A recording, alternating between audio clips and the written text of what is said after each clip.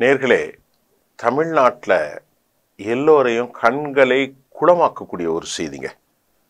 இந்த பையன், அதாவது சிவகங்கையில் இருக்கக்கூடிய மடப்புறம் காளி பத்திரகாளி அம்மன் கோயிலில் அஜித்குமார் என்ற பையனுடைய மெடிக்கல் ரிப்போர்ட் வெளியாகிருக்கிறது. என்னெல்லாம் நடந்திருக்கிறது அப்படின்ட்டு நாம் பார்ப்போம். இந்த கொடூரமான சம்பவத்தில் அஜித்குமாருடைய மூளை சிதறக்கூடிய அளவிற்கு நசுங்கி இருக்கிறது. இதெல்லாம் பேசுறதுக்கே தைரியம் இல்லை. மூளையில் இரத்த கசிவு ஏற்பட்டிருக்கிறது. 50க்கும் மேற்பட்ட வெளிப்புற உட்காயங்கள், பயங்கரமான காயங்கள், சதை பிண்டமாகி இருக்கிறது, நரம்பு மண்டலம் உடைந்திருக்கிறது.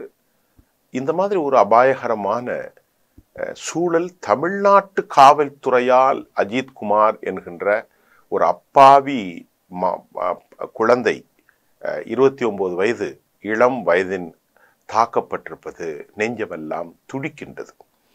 அவருடைய வயிற்றிலே நடுவு பகுதியிலே கம்பியினால் தாக்கியிருக்கிறார்கள், பைப்பை வைத்து குத்தி இருக்கிறார்கள். இந்த ரிப்போர்ட்ஸ் எல்லாம் நான் அப்படி வாசிக்கிறேன். மண்டையோட்டில் லெஃப்ட் அண்ட் ரைட்ஸ் ஸ்கல் பகுதிகளில் அடித்ததன் விளைவாக மூளையில் இரத்த கசிவு ஏற்பட்டிருக்கிறது. உடம்பில் பல பாகங்களில் சிகரெட் புகைகளால் புண் ஏற்பட்டிருக்கிறது. ஒரே இடத்தில் பல இடங்களில் அடித்த காயங்கள் அபாயகரமாக இருக்கின்றது. உலகின் வேறு எந்த நாட்டிலும் இப்படிப்பட்ட ஒரு கொடூரம் சிவகங்கை மாவட்டம் மடப்புறத்தில் என்கின்ற பத்ரகாளி கோயிலில், அந்த சம்பவத்தை நான் திருப்பி சொல்ல போகிறேன். இதற்கு யார் காரணம் என்ற கேள்வியும் எழுகிறது. இந்த நிலையில் யார் அந்த IAS என்ற கேள்வி நமக்கு எழுகிறது. இதில் சம்பந்தப்பட்ட நிகிதா என்ற பெண், அவள் ஒரு சரியில்லாத பெண் என்றும் பல திருமணங்களை செய்து என்றும் தன் சொந்தக்காரர்களையே ஏமாற்றிய ஒரு சீட்டிங் ஃபெல்லோ என்பதும் நமக்கு தெரிந்திருக்கிறது. 2011ஆம் ஆண்டு 11 லட்சம் மோசடி வழக்கில் மதுரை திருமங்கலம் போலீஸ் ஸ்டேஷன்ல இந்த நிகிதா என்ற பெண் மீது வழக்கு பதிவு செய்ய மேற்கொள்ளப்பட்டிருக்கிறது. கொலைக்கு தூண்டியது, அதிகாரிகளை மேனுப்புலேட் பண்ணது என்கின்ற அடிப்படையில் அவர் மீது என்ன வழக்கு பதிவு செய்யப்படும் என்பது நமக்கு தெரியவில்லை.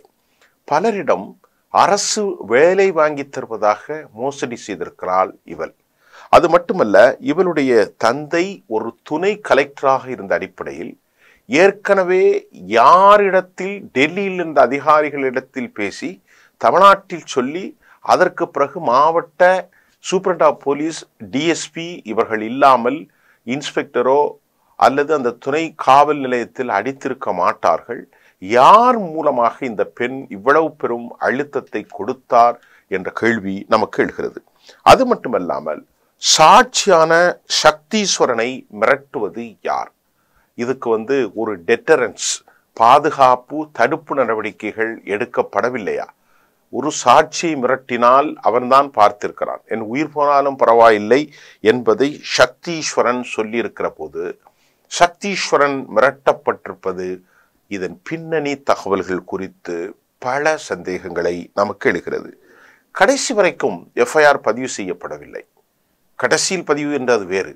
FIR பதிவு செய்யப்படாமல் ஒரு சந்தேகத்துக்குரிய ஒரு பேர் வழி ஒரு பையனை கோவிலுக்கு இருக்கக்கூடிய அந்த மடப்புறத்தில் கோசாலையில் வைத்து அடித்திருக்கிறார்கள் என்பது பல சந்தேகத்தை ஏற்படுத்தி இருக்கிறது.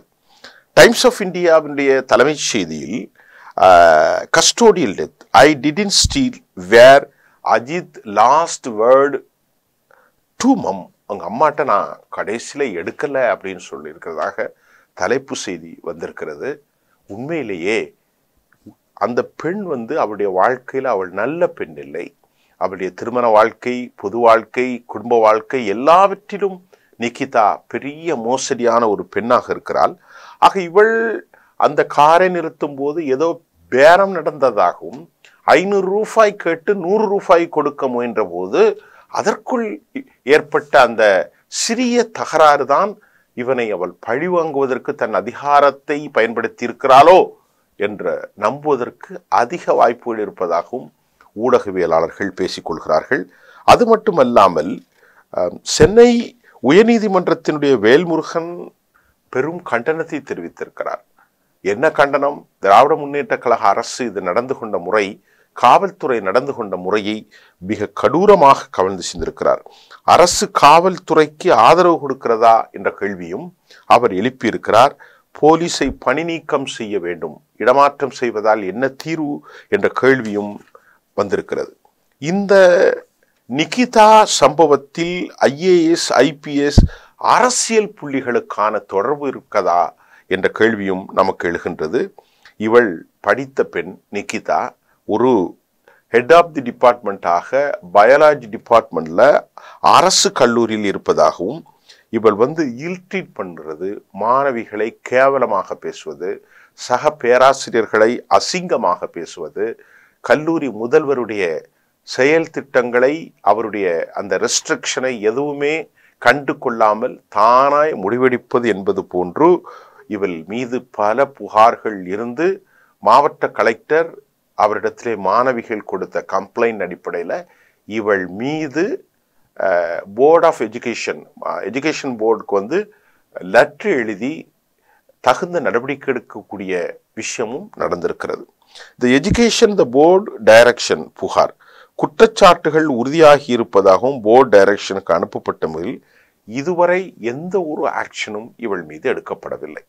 ஆக இப்படிப்பட்ட ஒரு பெண்ணினால் ஒரு கொடூரமான தாக்குதலை தம்பி அஜித்குமார் இறந்து போய்விட்டார். அவருடைய தாய் எத்தனை 50 கோடி கொடுத்தாலும் அவளுக்கு காலமெல்லாம் தன் பிள்ளை நினைத்த மரணம்தான்.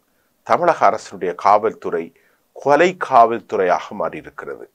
தூத்துக்குடியிலே ஜெயராஜ், அவருடைய மகன் 2 பேரும் பெலிக்ஸ் மிக கொடூரமாக தாக்கப்பட்டதற்கு இன்னும் நீதி கிடைக்கவில்லை. அதே போன்று ஸ்டெர்லைட்டில் 13 பேரை ஸ்னைப்பர் தாக்குதலின் மூலமாக படுகொலை செய்தார்கள், அதற்கும் நீதி கிடைக்கவில்லை. இப்பொழுது அஜித்குமார் இவர் ஒரு மைனாரிட்டி நாடார் சமூகத்தை சேர்ந்த பிள்ளை. அவங்க அம்மா அப்பா இறந்து போயிட்டாங்க. அந்த குழந்தை, அந்த இளம் வயது வாலிபன் எவ்வளவு கனவுகளோடு இருப்பதை, அந்த கனவுகள் அநியாயமாக செரிக்கப்பட்டிருக்கிறது.